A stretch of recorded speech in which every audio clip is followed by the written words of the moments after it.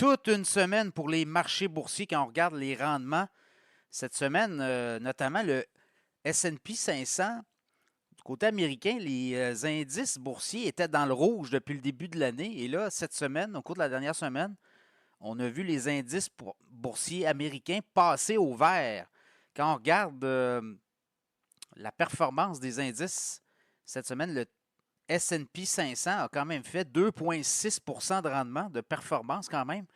Et depuis le début de l'année, là, on est à 1,5 dans le vert. On était dans le rouge, pas à peu près dans la première semaine d'avril.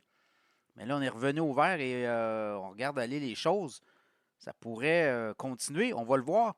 Le Nasdaq aussi, quasiment 3 de hausse cette semaine. Et depuis le début de l'année, le Nasdaq, voyez-vous, est encore dans le rouge, lui. Il est à moins 0,4 Donc, il est à la veille de franchir là, le territoire positif. Dans le cas du Dow Jones, 1,8 d'avancée cette semaine depuis le début de l'année. Le Dow Jones a 0,6 de hausse. Et la bourse canadienne qui surprend tout le monde, 2 cette semaine. Et depuis le début de l'année, la bourse canadienne, 4,3 Et dans la dernière semaine, c'est quand même impressionnant. Là. Dernier mois, je pense que c'est 7,3 voilà. On était à 24 192 et là, on est à 25 971 points. Donc, une grosse semaine. Je regarde l'or aussi.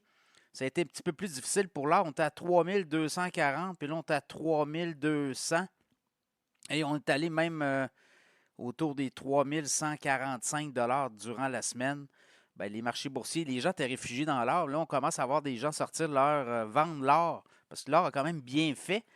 Et je pense que l'or pourrait aller chercher les 4000 l'once d'or d'ici les prochains mois, peut-être d'ici plus tard dans l'année, on va le voir. Là. Ça va dépendre comment les marchés boursiers vont se comporter. Les gens vont peut-être aussi là, retourner se réfugier dans l'or, on va le voir.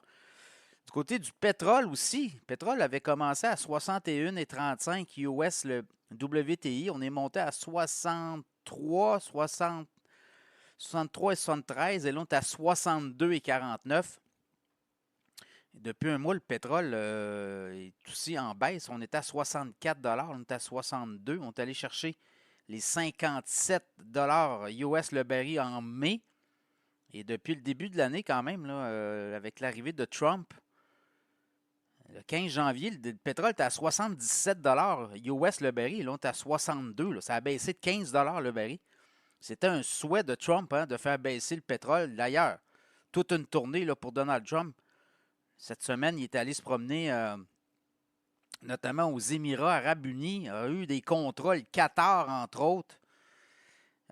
Beaucoup d'argent là, du pétrole de l'Arabie saoudite. Bon, beaucoup d'investisseurs qui...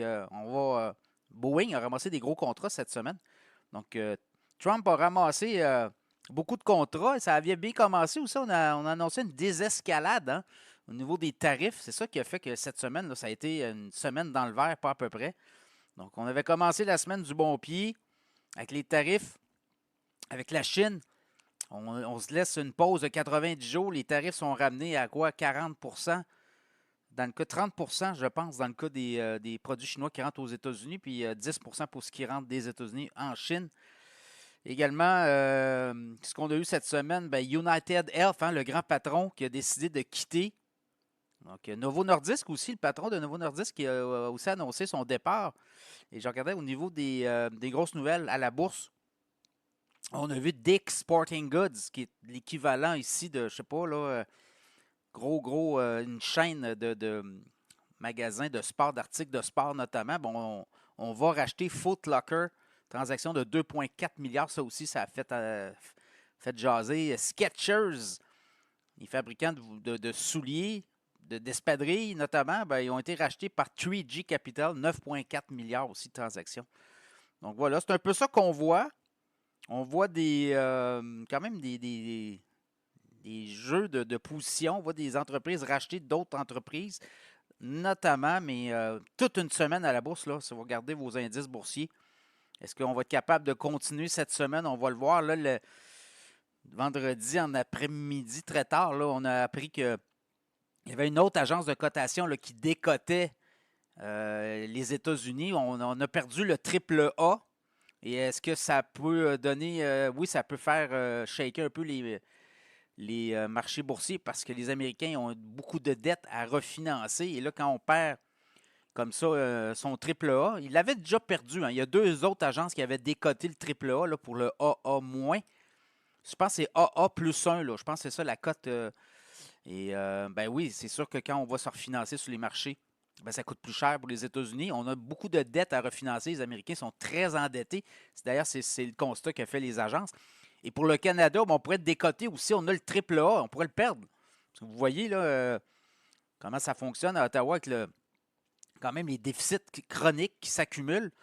Et on veut mettre 225 milliards sur la dette, encore une fois. La dette qui a doublé en 10 ans au Canada. Donc, on pourrait perdre également le triple A. Ça sera surveillé. Donc, quand même, euh, très bonne semaine à la bourse. Espérons que tout ça se poursuive la semaine prochaine.